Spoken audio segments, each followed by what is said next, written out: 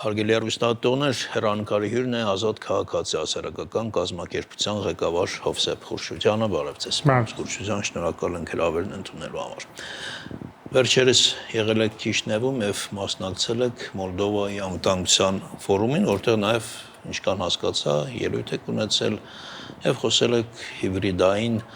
հարձակումների մասին։ Առհասարակ հիմա Մոլդովայի հետ զուգահեռներ շատ են անցկացվում, նաև շատ հաճախ է խոսվում հիբրիդային հարձակումների կամ հիբրիդային պատերազմների մասին։ Հետաքրքիր է, կարող եք մի քանի հենց այդպես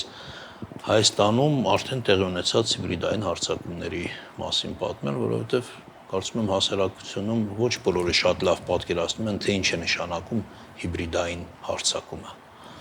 Դե իրականում Մոլդովան մեր համար շատ ուսանելի է եւ իմ մասնակցությունը արժեք քննարկումներին անվտանգության ֆորումին ցույց տվեց, թե ինչքան զուգահեռներ կան, ինչքան նույնական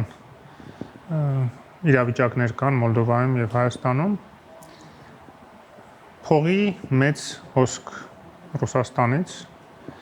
ընդ որում տեղի օլիգարխները, ոնց հասկանում եմ, առանձնապես շատ չեն էլ ծախսեր արել, հիմնականում Ռուսաստանից են ստանում այդ գումարները։ Եվ ամեն տեղ թե սկսած կեղծ նարատիվների տարածում, ապատեղեկատվություն, ֆեյք լուրեր, ֆեյքերի միջոցով նաև տարածում այդ լուրերի, ֆեյք account-ների, ֆեյք օգտահաշիվների միջոցով, միջև որ ընտրակաշառքներ եւ մարդկանց փողով ինչ-որ հանրահավաքների եւ այլն հրավիրելու, մասնակցելու, գլխականակ ապահովելու այդ գործընթացները։ Մի բան է, որ Հայաստանում տեսել ենք արդեն իդեպ, դա նույնը եղել է մի տարի առաջ, այսպես կոչված ճակերտավորեց սրբազան շարժման ժամանակ, երբ որ պարզվեց, որ եւ քրեական գործեր հարուցվեցին, որ կաշառքով մարդկանց տարել են գիրանցում եւ այլն տարբեր տեղեր, որ մասնակցեն այդ հանրահավաքներին եւ միջև նաեւ հենց մեր կազմակերպության Ազատ քաղաքացի կողմից հարցման հիման վրա կենտրոնական բանկի տվյալներից բարձ դարձավ, որ նաեւ մեր լավ գործընկեր Նարեկ Վերանյանի վիճակագրական ուսումնասիրությունները թվերի, որ մենք ստացանք կենտրոնական բանկից, ամեն ինչ ցույց տվեց եւ այդ զեկույցի պես տեղադրել եմ նաեւ իմ օգտահաշվում Facebook-յան, որ մի քանի 100 միլիոն դոլար ավել գումար է մուտք գործել այդ ժամանակահատվածում Հայաստան, համեմատած դրա նախորդող, դրան հաջորդող շրջանին, համեմատած նաև նախորդ տարվա շրջանին։ Ընդ որում, երբ որ որոշ կորելացիաներ անում ենք, որտեղ տարբեր այլ գործոններ կարող են ազդել, այդ գործոնները երբ որ հանում ենք, տեսնում ենք նույնտեղ 600 միլիոնի դոլարի կարգի գումարի մասն է խոսքը ընդհանուր տարբերությունը, բայց երբ որ այդ տարբեր գործոնները հանում ենք, տեսնում ենք, որ կարող է շատ հանգիստ դրա կեսը, նույնիսկ եթե 1/4-ն էլ լինի, դա հսկայական գումար է Հայաստանի համար։ Այսինքն մեզ մոտ այդ նախընտրական շրջանը շատ նման է, հա։ Այո, շատ նման է։ Դեռ մենք իհարկե կես տարուց ավելի ունենք, բայց կարող ենք ասել, որ փաստացի արդեն նախընտրական շրջան։ Դե վաղուց է սկսել, չնայած ռուսական ազդեցության տակ գտնվող ուժերը փորձել են անցած տարի այլ ձևով իշխանապողություն իրականացնել, չսպասելով ընտրությունները, որտեղ իրենք գիտեն, որ ընտրություններով իրենք ամեն դեպքում շանսերը այդքան մեծ չեն իրենց, ոնց որ 21 թվականին ցույց տվեց։ Ճիշտ է, Գյումրիի ընտրությունները մի քիչ իրենց մոտ հույսեր առաջացրեց, բայց Էջմիածնի ընտրությունները ցույց տվեց, որ ամեն դեպքում եթե ճիշտ քարոզչություն է վարվում եւ այսպես տեխնոլոգիաներին, էլեկտորալ իրենց հիբրիդային տեխնոլոգիաներին ընդդիմանում է գրագետ քարոզարշավ, հնարավոր է հաղթահարել այդ կարգի նաև նարատիվները եւ քարոզչությունը։ Հիմա Հայաստանի արչեւ կանգնած է այսպես վճռական մարտը տալու խնդիր, որովհետեւ գիտեք Կիրիենկոյի գրասենյակը եւս վերջին շանսն է ստացել Պուտինից հարցեր լուծելու, որտեղ Մոլդովան տապալվեց, նույն Կիրիենկոն էր համակարգում եւ Մոլդովայի ընտրությունները եւ Հայաստանի ընտրությունները ինքն է համակարգում եւ կարելի է միայն ենթադրել, թե ինչ նորանոր ուրեմն հիբրիդային դրսևորումների գործիքակազմի արժեվ կարող են դեռ կանգնել։ Այդ թվում ոչ միայն ապատեղեկատվության, այլ այդ ապատեղեկատվության համար նաև որոշակի տեղեկատվական առիթներ ստեղծելու սադրանքների ձևով նաև անցած տարի էլ մենք տեսանք, որ որոշակի հոսք կար հայազգի քաղաքացիներ, Ռուսաստանի Դաշնության հայազգի քաղաքացիների եւ Ռուսաստանում բնակվող հայաստանցիների այն հատվածի, որոնք որ որոշ չափով վերամշակվել են, այսպես, հա, իրենց ուղեղները լվացած Հայաստան ուղարկելու, իրենց ինչ-որ ձև օգտագործելու եւ հիմա էլ դա փորձելու են անեն ավելի մեծ ծավալներով, այդ թվում էլի գլխական հակապահովելու համար հանրահավաքներին, ինչպես նաեւ այլ ինչ-ինչ գործողությունների մասնակցելու, ինչը պլանավորվում էր օրինակ ըստ Վազգեն Գալստանյանի հայտնի ձայնագրությունների անկարգություններ հրահրելը, այսպես ներսից իրավիճակը ապակայունացնելը եւ այդ ամեն ինչը իհարկե շատ մտահոգիչ է եւ այստեղ իրավապահ մարմինները պետք է իրենց գործը անեն, ոնց որ թե մինչեւ հիմա անում են եւ կարողացան բացահայտել եւ կանխել շատ այդ կարգի բաներ, բայց չգիտեն, գուցե ինչ որ բաներ էլ կան, որ դեռ չեն բացահայտվել եւ այդ առումով հասարակությունը, հայ ժողովուրդը պետք է աչալուրջ լինի եւ չտրվի սադրանքներին եւ այդ նաեւ տարանջատման, բևեռացման նարատիվները ուրեմն նարատիվներին տուրք չտա հաղթահարի։ Տեսեք, եթե ասում եք սա Կիրիակոյի համար էլ վերջին շանս է, թե ինչ որ իմաստով այսպես պատերազմի կամ հիբրիդային պատերազմի տրամաբանության մեջ նայենք, վերջին շանսի պարագայում վերջին հարվածն էլ պետք է ինչ որ ավելի ուժեղ տարբերվող լինի։ Այսինքն այս տրամաբանության մեջ այս սխեմայով մենք ինչ որ ավելի ուժեղ հիբրիդային հարձակման ենք սպասում։ Տեսեք, ինչպիսի դրսևորում այն կարող է ունենալ։ Այո, ես կարծում եմ, որ այո, չնայած այստեղ Ռուսաստանը որոշակի կարմիր գծեր կարող է ունենալ, որովհետև եթե շատ հեռու գնա իր գործիքների մեջ Հայաստանի դեմ, Հայաստանի պետականության դեմ քայլերում, շատ բացահայտ ամեն ինչ անի, նա կարող է լիովին կորցնել վերջնականապես Հայաստան, այն իմաստով որ նույնիսկ քաղաքական համագործակցությունից կարող է զրկվել, ճիշտ է, ինչքան էլ թանկ կարող է Հայաստանի վրա դա նստել, բայց եթե ակնհայտ լինի, որ ինքը փորձում է ուղղակի զավթել պետականությունը մեր, բնականաբար ինքը դրան հակադարձություն է ստանալու եւ այդ իմաստով օրինակ Մոլդովայում շատ բաներ արվել է, որ մինչեւ հիմա Հայաստանում չի արվել եւ Հայաստանի իշխանությունների գործիքակազմը ռուսական հիբրիդային գործիքները չեզոքացնելու տեսակետից այս պահին ավելի շատ է, ծավալը հնարավորություններ ավելի շատ է։ Օրինակ հեռուստաընկերությունների փակելը ռուսական։ Մինչեւ հիմա ազատորեն ռուսական հեռուստաընկերությունները հեռարձակվում են Հայաստանում եւ մի օրվա հարց է դրանք բոլորը փակելը, եթե դրա առիթը տա Ռուսաստանը, հա կամ Մոլդովայում շատ հետաքրքիր էր, որ մեծ ծավալի քրեական հետապնդումներ սկսվեցին, ընդրակաշարքներ ստացած անձանց դեմ հազարավոր, պատկերացնեք հազարավոր քրեական գործեր եւ դա բավականին զսպող հանգամանք եղավ այդ մարդկանց համար, որ նախորդ ընտրություններին իրենց դեմ այդ քրեական գործերը հարուցվեց, հաջորդ ընտրություններին իրենք արդեն չեզոքացված էին ըստ էության, հա։ Գներեք, ինչ որ իմաստով գուցե այդ հեռուստաալիքների չփակելը գուցե նաև դրական էֆեկտ ունի։ Ես տեսեք, ինչպես եմ տրամաբանում, հիմնականում այդ եթերում քաղաքական հաղորդումների մասով հակահայկական քարոզչություն է, չէ՞։ Եվ եթե այստեղից երևում է այդ հակահայկական քարոզչությունը, դա այստեղ մարդկանց նաև գիտակցության վրա է ազդում, այսինքն այնտեղ ամեն ինչ անում են դեպի հակահայկականություն, դեպի այդ ուղղությունը։ Գիտեք, որոշ իշխանավորների հետ որ շփվում եմ, իրենց մոտ էլ կա այդ տպավորությունը, որ ինչքան շատ հակահայկական այդ ապատեղեկատվությունը իրենց ռուսական ալիքներով լինի, այնքան ավելի հակառակ արդյունք կստանան, բայց որոշ չափով դա իհարկե հիմք ունի, բայց որոշ չափով էլ վտանգավոր է, որտեղ Գեբելսյան քարոզչության իմաստը որն է, ասում է, սուտը ինչքան ուզում է աներևակայելի լինի, անընդհատ կաթացնելով դա կամաց-կամաց սկսում է ազդել։ Եվ մեթոդներ կան, հո միշտ չի որ ուղիղ քարոզչություն է գնում, օրինակ լրատվությամբ, որ մարդիկ հասկանան, որ ահա սա լրատվամիջոց է, ասենք լուրերի հաղորդում է կամ վերլուծական հաղորդում է, որի միջոցով ինչ որ նարատիվներ են տարածում եւ մարդը զգուշանա։ Այն էլ ամեն մեկը չի կարող, որտեղ ամեն մեկը մեդիա գրագիտությունը չունի։ Շատերը դժգոհություն ունեն, ինչ որ խնդիրներ ունեն եւ այդ դժգոհության ֆոնի վրա չարաշահելով, մանիպուլացնելով կարելի է որոշ նարատիվներ իրենց գլուխ մտցնել, բայց նաեւ կան օրինակ ֆիլմեր, սովորական ֆիլմեր, սերիալներ, որ նայում ես թվում է թե անմեղ ֆիլմեր են։ Օրինակ կար մի հատ Սլովա Պացանա, հա, կոնկրետ քրեական ենթամշակույթ քարոզող, իսկ քրեական ենթամշակույթը ուղիղ հակասում է պետական մտածողությանը, ել չեմ ասում եվրոպական արժեքներին եւ Հայաստանի Եվրոմիության անդամակցության դառնալու եթերանական։ Տեսեք, ինչքան հերո բաներ են, չէ՞, ինչ որ մի հատ սերիալ պատանիների մասին, բայց այստեղ էլ լուրջ ազդեցություն է թողնում եւ դա ազդեցություններից մեկը դա էր, որ մենք Եվրաքվեի քվեարկության ժամանակ, երբ որ կազմակերպեցինք այդ ստորագրահավաքը, կներեք երիտասարդությունը ամենապասիվն էր, չնայած ամենաակտիվ ինքը պետք է լիներ։ Միջին տարիքի մարդիկ էին, հասուն միջին տարիքի ավագ սերնդի ներկայացուցիչներն են գալիս հիմնականում ստորագրում։ Ճիշտ է, մենք ունեցանք բավարար թվով հələ մի բան էլ ավել 2 ամսվա փոխարեն մի ամսում հավաքեցինք 60,000, 50,000-ի փոխարեն ստորագրություն, բայց կապ չունի այդ վիճակագրությունը տեսանելի էր, թե ինչքան են իրենք կարողացել երիտասարդության վրա ազդել, իսկ այդ երիտասարդությունը ամեն տարի տասնյակ հազարներով համալրում է ընտրողների ցուցակները եւ այդտեղ մենք լուրջ աշխատելու խնդիր ունենք։ Պարոն Խուրշիդյան, ինչ է պետք անել այդ ռուսական ազդեցությունը, ռուսական գործոնը կամ չեզոքացնելու կամ գուցե ինչ-որ կերպ նվազեցնելու համար, որովհետեւ երբեմն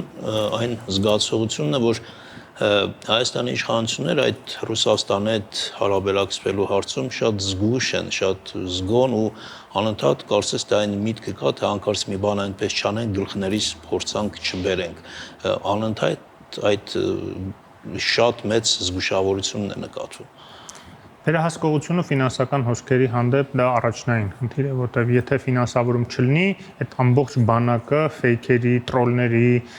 մեդիաների վրա ազդելու հիմա գործընթաց է գնում նոր մեդիաներ բացելուն զուգահեռ նաև գործող մեդիաների վրա ազդեցություն տարածելու։ Դա կարող է ոչ թե արտահայտվել այսպես ամբողջությամբ ինչ-որ մեդիան գնելու կամ թեկուզ կաշառելու ամբողջությամբ, այլ ինչ-որ հարցերում պայմանավորվելու։ Օրինակ, որ այն առանցքային ինչ-որ փորձագետներ կան, որոնք կարողանում են այդ հակազդել այդ fake քարոզչությանը, հա, հիբրիդային պատերազմի գործիքակազմին, նրանց օրինակ նախամուտքը դեպի այդ իրենց մեդիաներ նվազեցնելու, պակասացնելու օրինակ եմ բերում, հա, դա բարձ օրինակ է։ Կամ կիսվելու, օրինակ եթե դա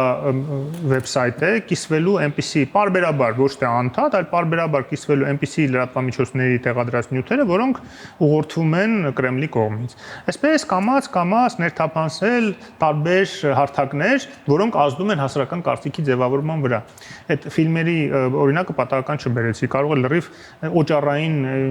այդպիսի սերիալներ կան, հա, օճառային են կոչվում, ընդհանրապես քաղաքականության հետ կապ չունեն։ Բայց մեկ էլ տեսնում ես հանկարծ հակաեվրոպական սիրելի ինչ-որ մի կերպարը, պերսոնաժը, որ այդ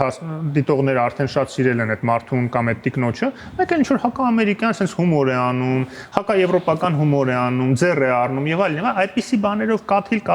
բոլոր ուղղություններով։ Այսինքն կտրուկ քայլերի գնալ պետք չէ։ Օրինակ վերցնել եւ մի օրում որոշել, որ պետք է հապկից վաղը դուրս գանք։ Այդպես հակված չեն։ Իշխանությունները ոնց ես հասկանում եմ հակվածել չեն, բայց օրինակ Եվրոմիության անդամակցության հայտ ներկայացնելու դրա մեջ իրականում մեծ վտանգներ կան։ Չէ, հապկից դուրս գալ չգալով հարց չի լուծվում։ Ես օրինակը նշեցի։ Հիբրիդային պատերազմը, որովհետև անընդհատ ասում են, հիմա չգիտենք մենք հապկում ենք, թե հապկում չենք։ Եվ հապկում ենք, եւ հապկում չենք։ Հասկանալի է, հիբրիդային պատերազմը հասարակական գիտակցության վրա ազդելու մասին է նախ եւ առաջ, ոչ թե ինստիտուցիոնալ ինչ-որ փոփոխություններ, որտեվ հապկից դուրս գալը կարող է միջպետական հարաբերություններում որոշակի միտեղ լարվածություն բերի, միտեղ հակառակը ավելի մեծ հնարավորություններ ստեղծի արևմուտքի հետ հարաբերություններում, հատկապես ռազմական համագործակցության, հա։ Բայց այստեղ կա ավելի կարևոր բաներ, տեղեկատվական հոսքերը եւ դրանց ոչ թափանցիկ ֆինանսավորումները, նաեւ կուսակցությունների ոչ թափանցիկ ֆինանսավորումները վերահսկելը, կանխելը կամ եթե պետք է պատժելը, որովհետեւ Մոլդովայում այն կուսակցությունները, որոնք որ հիմնավորվեց, որ իրենք ոչ թափանցիկ ֆինանսավորում ունեն եւ կամ ռուսական ուրեմն ստվերային ֆինանսավորում ունեն, իրենց ուղղակի արգելվեց մասնակցել ընտրություններին եւ դա ոչ մի հասարակական ըմբոստացում չառաջացրեց, միջազգային որևէ կառույց չասեց, որ դա ազդում է ընտրությունների վրա, դա խախտում է մարդու իրավունքները կամ ժողովրդավարությունը, որովհետեւ դա օրենքի պահանջ է, որ ինքներեք էլի, եթե դրսից ինչ-որ մեկը ուզում է իր պրոքսիների միջոցով քո պետականությունը կործանի, դու պարզե պետք է դրա դեմ պայքարես եւ սահմանադրական պահանջ է դա պայքարել դրա դեմ։ Այ եթե իշխանությունները չանեին դա Մոլդովայի, դա կշանակեր, որ իրենք էլ են ծառայում Ռուսաստանի շահերին։ Այստեղ շատ կարևոր դեր է ստանում արդեն ինստիտուտների դերակատարությունը, կներեք, եւ օրինակ Հայաստանում շատ կարևոր է կենտրոնական ընտրական հանձնաժողով եւ սահմանադրական դատարանի, նաեւ դատարանների առաջի ատյանի վերաքննիչ եւ վճռաբեկ։ Այդ բոլորը ներգրաված են լինելու այդ վիճաբանությունների մեջ, իրավական վեճերի մեջ, որոնք առաջանալու են այդ հիբրիդային գործիքակազմը չեզոքացնելու գործընթացի ընթացքում։ Ես կարծում եմ, որ ազդեցության ուրիշ գործոններ էլ կան։ Տեսեք, Հայաստանի բնակչության երևի թե կեսից ավելին Ռուսաստանում բարեկամներ, հարազատներ, ընկերներ,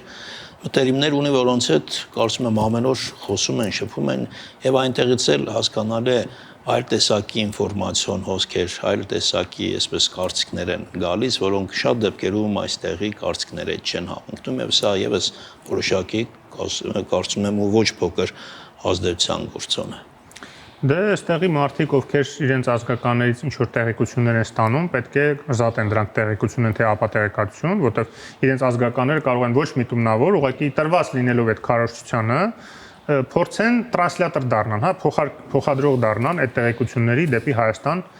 եւ կներեք, մենք պետք է վերջիվերջո հասկանանք, որ Հայաստանի ապագան որոշում են Հայաստանում ապրող մարդիկ։ Ինչքան ուզում է ազգական լինի, ինչքան ուզում է մտերիմ լինի, հարազատ լինի, որը դրսի տեղեկատվական ուրեմն դաշտում է ապրում, չպետք է հնարավորություն ունենա ազդել այստեղ կայացվող որոշումների վրա։ Եվ ըստ ձեզ այդ Հայաստանում ապրող մարդկանց մեծ մասը կողմ է եվրոինտեգրման։ Հարցումներ ասում են, որ անցած տարի, երբ որ մենք այդ քարոզարշավը իրականացնում էինք, 60%-ի մոտ մարդիկ այդ պահին, եթե լներ քվեարկություն Եվրամիության անդամակցության, կողմ կքվեարկեն։ Հիմա նվազել է, այս վերջին հարցումները ցույց տվեց ցավոք սրտի, որ 50-ի մոտ է 49%, հա, որ կողմ կլինեն։ Էլի ամենամեծ սեգմենտը այդ մարդիկ են, որտեղ այնտեղ գալիս են Ռուսաստանի կողմ ավելի 10-20%, ինչ է ասենք, շատ քիչ են, այնպես չի որ մարդկանց մի զգալի մասը Ռուսաստանի հետ ինտեգրման խորացման կողմնակից են, բայց ամեն դեպքում դա մտահոգող ցուցանիշ է։ Նշանակում է մի տարվա ընթացքում այդ քարոզչությունը, ավելի ճիշտ հակաքարոզչությունը եվրոպական ինտեգրման, Հայաստանի ալտերնատիվ եւ դիվերսիֆիկացված ուրեմն քաղաքականության դեմ որոշակի ազդեցություն գործել է։ Եվ այդ նշանակում է, որ լուրջ պետք է աշխատանք տարվի այդ ուղղությամբ։ Եվրադաշինքը ինչու Գյումրիում նույնիսկ անցողիկ շեմը չբավարարեցնում։ Հասկանալի է, այստեղ քաղաքական սեգմենտը շատ փոքր է, բայց եւ այնպես։ Եվ տեղական ինքնակառավարման մարմիններում ընտրությունները միշտ այլ բանի մասին են։ Իրականում էջմիածնում էլ հիմնական շեշտադրումը էլի գլոբալ քաղաքական խնդիրների վրա էր։ Ճիշտ է, դա քաղաքական ընտրություն է, որտեղ նույնիսկ հիմա օրենքով կուսակցություններն են ձևավորում ավականիները, այլ ոչ թե մաժորիտար առաջվա պես մեծամասնական ընտրություններ չեն։ Դա նշանակում է, որ կուսակցությունները որոշակի քաղաքական նաև այդ թվում աշխարհակաղակական օրակարգեր պետք է ունենան, բայց թիմերում շեշտադրում միշտ պետք է լինի ավելի տեղական ինքնակառավարման խնդիրների վրա։ Այդ մեկ եւ երկրորդը իհարկե պետք չի մոռանալ, որ տարբեր հիբրիդային ազդեցության գործիքներ եղավ նաև Եվրադաշինքի դեմ, նրա տեխնացուի դեմ Գյումրիում եւ պատահական չի, որ ըստ էության մեր տեխնացուին թիրախավորել են մասամբ նաև իշխանությունները, բայց հատկապես անդիմադիր կոչված այդ ուրեմն տարբեր ուժեր, որոնք որ նույնիսկ ուրեմն բուկլետներ են տպում fake, անհասցե, անստորագիր, չգիտենք ովքեր են, բայց տարածվում են թափով, ապա տեղեկատվությամբ, կեղծ նարատիվներով մեր տեխնացուի մասին, եվրոպական արժեքների մասին, վախեցնելով հասարակությանը։ Պարզ է։ Այն ինչ որ նաև հիմա փորձելու են անեն Եվրոինտեգրման հետ կապված հարցը կարևոր կլինի նախընտրական շրջանում։ Դուք նաև կարծիք եք հայտնել, թե կարելի է եվրոինտեգրման հայտ ներկայացնել եւ ընտրություններից առաջ եւ ընտրություններից հետո, բայց հնարավոր է ընտրության արդյունքը այնպեսին լինի, որ հետո էլ հնարավոր չլինի եվրոինտեգրման հայտ ներկայացնել։ Դե դա նաև հասարակական պատվերի ձևակերպման խնդիր է դնելու իշխանությունը, հա, այսինքն եթե հասարակական պատվեր լինի, այն ուժերը, որոնք որ կասեն, որ հայտ պետք է ներկայացնեն, դա միայն իշխանությունը չի լինելու, անդիմադիր արտախորհրդարանական ժողովրդավարական։ Եթե դուք նշում եք, որ ըստ հարցումների գոնե 50%-ը հիմա եվրոինտեգրման կողմնակից է, սա արդեն խոսում է հասարակական պատվերի մասին։ Հարցումներով չի այդ պատվերը ձևակերպվում։ Պատվերը ձևակերպում են ընտրությունների միջոցով այն ուժերին ընտրելով, որը որ դա ընդհանրապես կարծիք ստուգելու գործիք է, հասարակական կարծիքի ուրեմն հարցումները։ Իսկ պատվերը, սոցիալական պատվերը ձևակերպում են ընտրությունների միջոցով։ Եվ ելի եմ ասում, բացի իշխանություններից, այդ պատվերի կրողը կարող են լինել նաև արտախորհրդարանական ժողովրդավարական ուժերը, որոնք որ հենց Եվրադաշինքի շրջանակներում միավորվել են։ Հիմա չգիտեմ ինչ ձևաչափով կմասնակցեն մյուս տարվա ընտրություններին։ Իմ ցանկությունն եւ դրա մասին միշտ ասել եմ, որ ամեն դեպքում որոշակի համախմբում լինի, ինչ որ կոռեկցիաներով բարձ է, որտեղ ինչ որ բաներ փոխվեց այս ընթացքում, որոշ մարդիկ շատ տարօրինակ դիրքորոշման հանդես եկան, բայց նաև այլ ուժեր ներգրավելու, էլի եվրոպական գծի մեջ գտնվող ուժեր ներգրավելու դեպքում, ահա այս ուժերը բոլորը կարող են այդ պատվերի կրողը լինեն, բայց ելի եմ ասում, միայն արտաքին քաղաքական օրակարգով չի ձևավորվում ազգային ժողովը, շատ մարդիկ քվեարկում են ներքաղաքական խնդիրների լուծումների, ծրագրերի հանգույն եւ այդ իմաստով, եթե իշխանությունները բավարար ուրեմն վարկանիշ չունեն մի ստվար զանգվածի մոտ ձայներ ստանալու համար զուտ իրենց ներքին քաղաքականության պատճառով, ոչ բավարար ներքին քաղաքականության պատճառով, ուրեմն այդտեղ պետք է այլընտրանք լինի, որ մարդիկ իմանան, որ նույնիսկ եթե իրենք դժգոհ են իշխանություններից, բայց ուզում են, որ Հայաստանը գնա դեպի Եվրոմիություն, ոչ թե նստեն տունը ուղակի չուզենալով տալ ձայնը, ասենք ԿՊ-ին, գնան այլընտրանքին ձայնը տան։